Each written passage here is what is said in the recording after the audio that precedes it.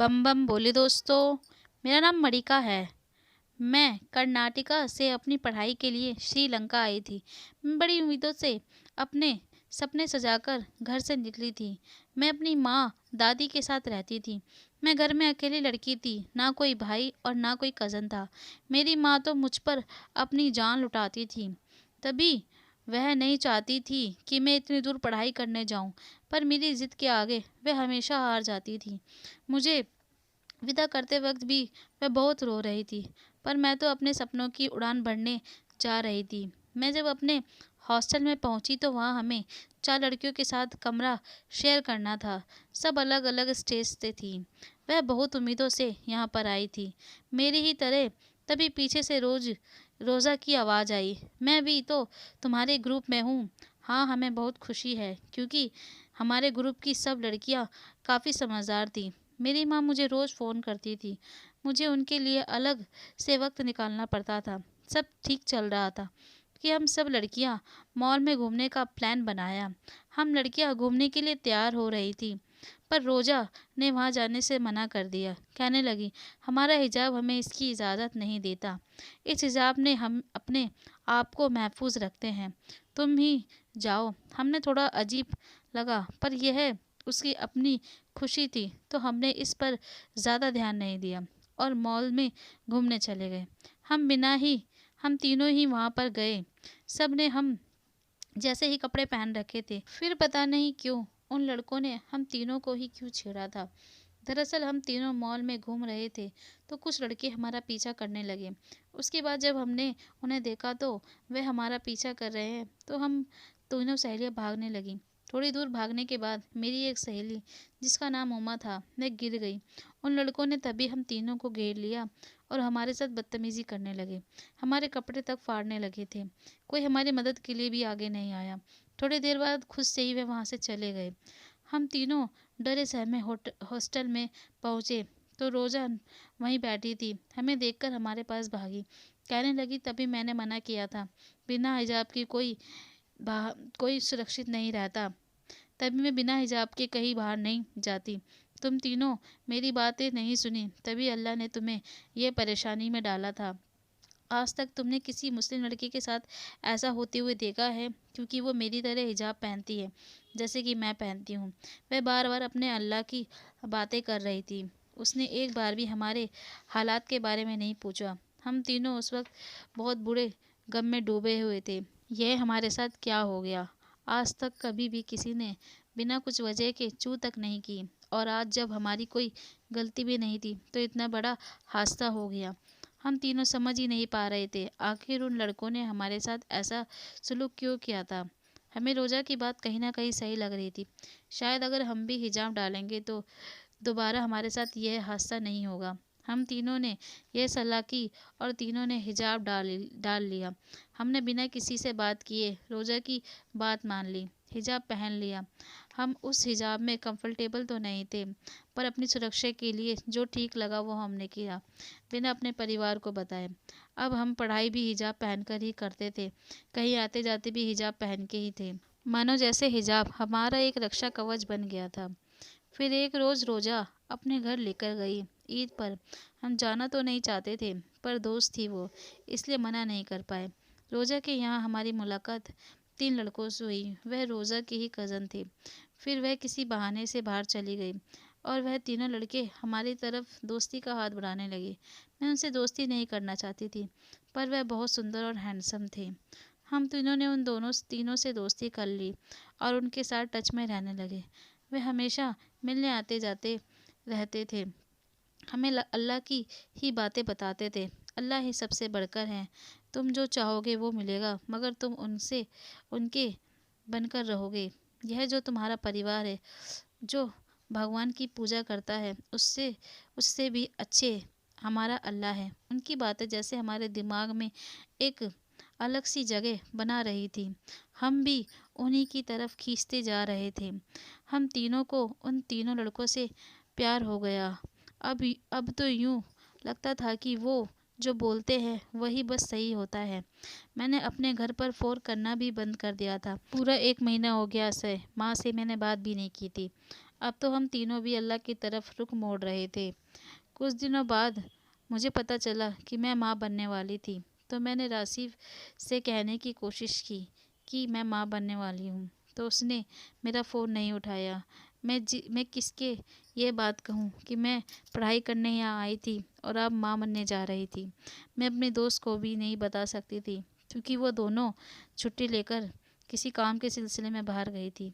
मैंने ये सब बातें रोजा को बताई तो कहने लगी, ये राशिद हमेशा से ही ऐसा करता है, पर तुम्हें तो संभल कर रहना चाहिए था। अब मैं ही तुम्हारी मदद कर सकती हूँ। रोजा मुझे एक मौलाना के पास लेकर गई। उन्होंने बताया, अल्लाह के यहाँ बच्चा गिरवाना सबसे बड़ा पाप माना जाता है। तुम्हें बच्चा पैदा ही करना होगा। हाँ, मगर मैं इसे बाप का नाम दिलवा सकता हूँ। मेरे दूर के दोस्त का बेटा है रुबाज। अगर तुम उससे शादी करना चाहती हो तो मैं उसे कल ही बुला लेता हूँ। मुझे कोई और रास्ता समझ नहीं आ रहा था कि रासिफ ऐसे कैसे मुझे छोड़ सकता है और माँ को मैं क्या जवाब दूंगी, इसलिए मैंने शादी के लिए हाँ कर दी। अगले दिन जब रुबाज मुझे देखने आया तो उन्होंने तुरंत शादी के लिए फ़ैसला कर लिया। मैं बहुत खुश थी कि अब मेरे बच्चे को बाप का नाम मिल जाएगा, पर उसकी यह शर्त थी कि वह यहाँ नहीं, अपने मुल्क में मुझे ले जाएगा और अपना धर्म बदलना पड़ेगा। मैं अब किसी को कुछ कहने के काबिल वैसे भी नहीं थी, तो मैंने हामी भर दी और धर्म परिवर्तन करने के बाद रुबाज से शादी कर ली। इतनी जल्दी जल्दी ये सब कुछ हो रहा था कि मुझे कुछ समझ ही नहीं आ रहा था क्या सही है और क्या गलत। बस अब तो अल्लाह के भरोसे ही सब छोड़ दिया था। मुझे पूरे 2 महीने हो गए थे अपनी माँ से बात करे, और अब शायद पूरी ज़िंदगी बीत जाएगी, मैं उन्हें देख भी नहीं पाऊँगी। 2 दिन बाद ही मुझे ये देश से निकलना पड़ेगा। सब तैयारी हो गई थी। रुबाज भी मुझे प्यार से अपना साथ दे रहे थे, लेकिन जब भी वह मेरे पास आना चाहते तो उनका फ़ोन आ जाता। वह बार बार एक ही नंबर से कॉल आता था। मैं जब भी उस कॉल को उठाने जाती तो रुबाज तुरंत फ़ोन उठा लेते थे, जैसे कुछ छुपा रहे हों या मुझे कुछ बताना नहीं चाहते हों। आज हमें जाना था तो हमने अपना सारा सामान पैक कर लिया और एयरपोर्ट के लिए निकलने लगे। रास्ते में भी उसी नंबर से फ़ोन आ रहा था। मैंने कहा भी फ़ोन उठा लीजिए, तो वे उधर उधर की बातें मिलाने लगे। हम जैसे ही एयरपोर्ट पर पहुँचे तो रुबाज टिकट लेने के लिए जाना था, तो वह अपना जैकेट मुझे देकर चले गए। उसमें फ़ोन पड़ा था और वह बज भी रहा था। मैंने फ़ोन उठाया तो उसमें से कुछ ऐसी बात निकली जिसे मुझे पूरी तरह से हिला दिया और मैं वहाँ से भागने पर मजबूर हो गई। दरअसल फ़ोन की दूसरी तरफ रासिफ था, जो कह रहा था, जल्द से जल्द वहाँ से निकल, उसे लेकर। अब उसका इंतज़ार है ताकि हम उसे भी आतंकवादी बना सकें। उसकी दोनों सहेलियाँ तो यहाँ पर आ गई हैं, अब उसे भी जल्दी से लेकर निकल। मुझे सारी कहानी समझ में आ गई। यह सब एक प्लान है, इसमें मुझे फंसाया जा रहा है। रुबाज एक आतंकवादी है, इसे मेरे बच्चे नहीं चाहिए। यह तो बस अपने मकसद के लिए हमें ले जा रहा है, हमारा इस्तेमाल कर रहा है। मैं सब कुछ वहीं पर छोड़कर और हिजाब उतारकर वहाँ से भागी।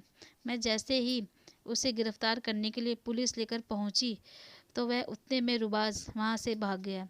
शायद उसे पता चल गया था कि मैं सब जान गई हूँ। मुझे तुरंत कस्टडी में ले लिया गया। वहाँ पर मैंने उन सब लोगों के नाम बताए जिन्होंने हमारा ब्रेन वॉश किया था। मैं रोजा को खुद अपने हाथों से गिरफ्तार कराया। उसने सारे राज खोल दिए कि कैसे उसने हमारे पीछे उन लड़कों को भेजा था ताकि हम हिजाब की तरफ बढ़ सके। जो उसके दोस्त थे, कज़न थे, वो एक आतंकवादी थे जो लड़कियों को अपने प्यार के जाल में फंसाकर उन्हें प्रेग्नेंट करके करके मजबूरन अपने साथ ले जाते थे अपने देश में, और वहाँ पर उनका ब्रेन वॉश करके जगह जगह पर उनके ज़रिए ब्लास्ट करवाते थे। मेरी 2 सहेलियाँ अभी भी वहीं थी और उन्हें भी प्रेग्नेंट करके ही ले जाया गया था, पर मैं बच गई। पुलिस मेरी सहेलियों को और बाकी लड़कियों को लाने की कोशिश में लगी है। बस वह दोनों भी जल्द से जल्द अपने घर पे वापस आ जाए। शायद मेरी माँ की पूजा पाठ के विश्वास से ही मैं वहाँ से बच पाई थी। मैं माँ तो नहीं बन पाई, पर अपनी माँ को हमेशा के लिए भगवान मान लिया था। लोग अपने स्वार्थ के लिए इस हद तक गिर जाते हैं, सोचकर भी डर लगता है। रोजा खुद एक लड़की है, फिर भला वो किसी और लड़की के साथ ऐसा कैसे कर सकती थी। उसे उसके किए की सज़ा फांसी मिली, पर यह घाव जो वह मुझे देकर गई थी वो शायद कभी नहीं भर पाएगा। मेरी माँ जो मुझे आज भी वही प्यार करती थी जैसा वो पहले करती थी, वो तो बस मेरे बचने की खुशी मनाती है।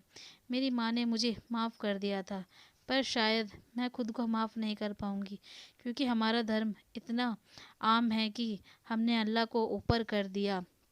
भगवान चाहे किसी भी रूप में हो, भगवान भगवान ही होता है। चाहे अल्लाह हो या राधा रानी, सब समान है। मैं बस यही चाहती हूँ कि जो भी मेरी दोस्त और मेरे साथ हुआ वो किसी और के साथ ना हो। अगर आप मेरे चैनल पर नए हैं तो प्लीज़ मेरे चैनल को सब्सक्राइब कर लीजिएगा। कमेंट करके ज़रूर बताना आपको मेरी कहानी कैसी लगी। मैं नीता आपसे विदा लेती हूँ, फिर मिलूँगी अगली कहानी में। इसी तरह मेरी कहानी के साथ जुड़े रहिएगा। धन्यवाद।